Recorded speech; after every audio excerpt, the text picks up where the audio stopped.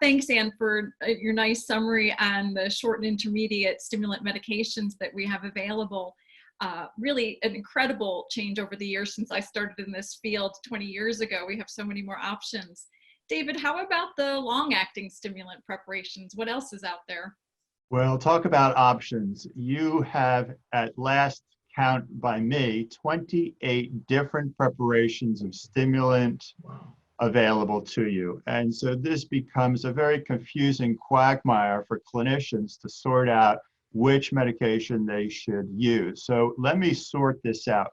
28 different preparations breaks down into 4 chemical compounds. You have methylphenidate and dexmethylphenidate, which are 2, and amphetamine, which is racemic, or a D-amphetamine, or you have Adderall mixed salts, which is 4 salts. So think about compounds first, and then think about delivery systems. So for each of these compounds, there's a different delivery system that will extend the duration of action.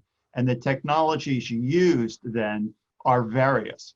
So how do you sort through which medicine you use? It's generally recommended we start with long-acting, whether you want to start with a long-acting methylphenidate or a long-acting amphetamine.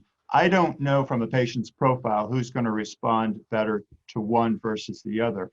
Although to cite the research, Sam Cortese's meta-analysis of 144 studies would seem to suggest that amphetamine is preferential to methylphenidate, although methylphenidate may be a bit more tolerable in children than amphetamines. Now that's group data. On an individual patient basis, I have no way of knowing who's going to respond.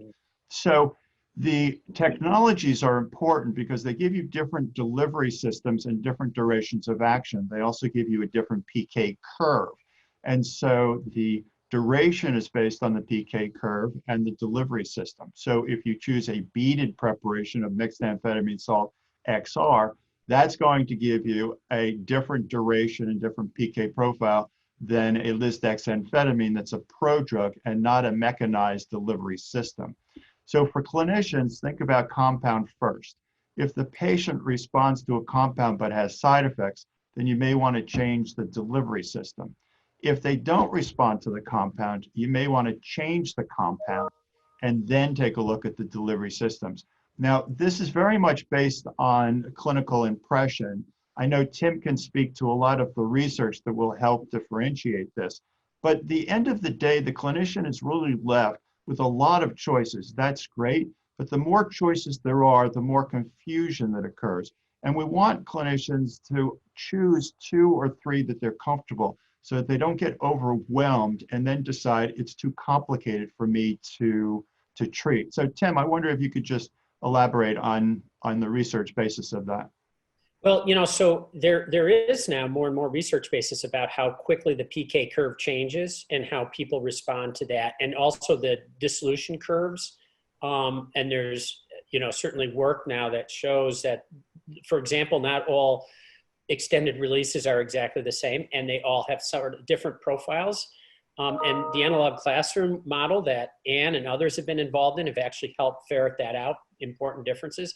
And then another thing I would say that helps differentiate some of the extended release in kids, at least, is there are certain kids who can't take a pill. So they can't take I'm going to use a branded name here because it's hard to differentiate otherwise, Concerta, for example, but they can take beads. So they might be able to take a medicine like, Adderall XR, for example, where they can open it up, or Vyvanse, where they can open it up and spread it and take it that way.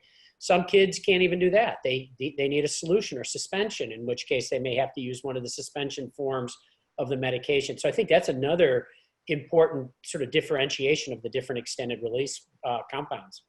It's very interesting that you mentioned that, because in adults, there's varying sensitivities. And so this idea that there's weight-based dosing in adults is simply not a good way to follow this. I have patients who have low doses and great response, and patients who are on extremely high doses, and that's what they need. I know in children you have guidelines for that, but I've heard you say that they're guidelines and really should not be the absolute dictation.